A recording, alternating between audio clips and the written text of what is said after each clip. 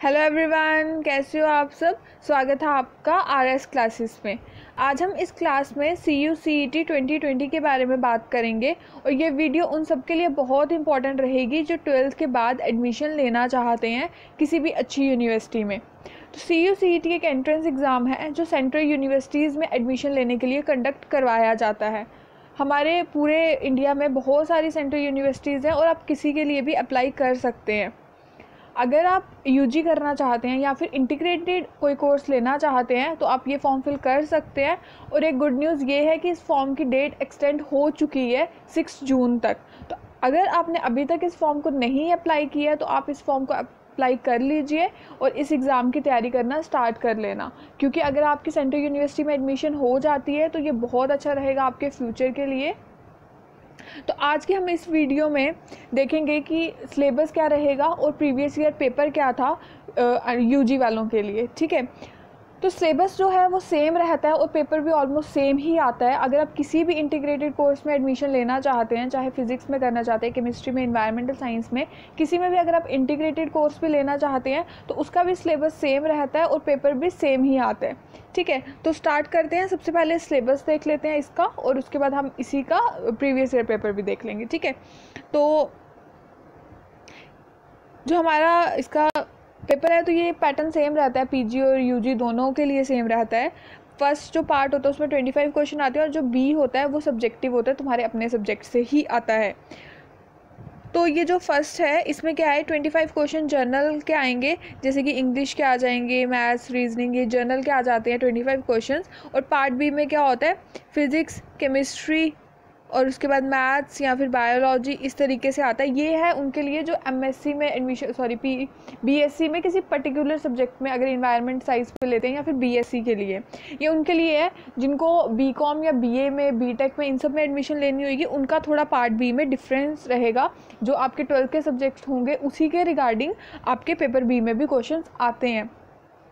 But जो but जो BSc बच्चे करना चाहते हैं या फिर कोई इंटीग्रेटेड कोर्स लेना चाहते हैं केमिस्ट्री वगैरह के लिए, तो उसके लिए यही सिलेबस रहेगा।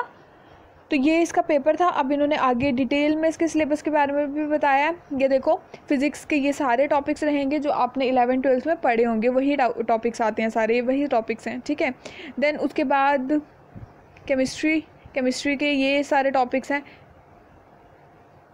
मैथ्स ये PDF फॉर्म में मैं आपको दे दूंगी, डिस्क्रिप्शन बॉक्स में इसका लिंक डाल दूंगी।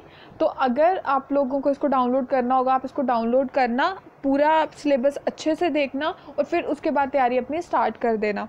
इसका जो सिलेबस है ना, ये 11th-12th का ये सेम रहता है। अगर आप BCom या BA, BTech किसी में भी करना चाहते हैं तो जो 12th में सब्जेक्ट्स होते हैं ना, मोस्टली वही टॉपिक्स जो हैं वो आपके एग्ज़ाम में भी आते हैं।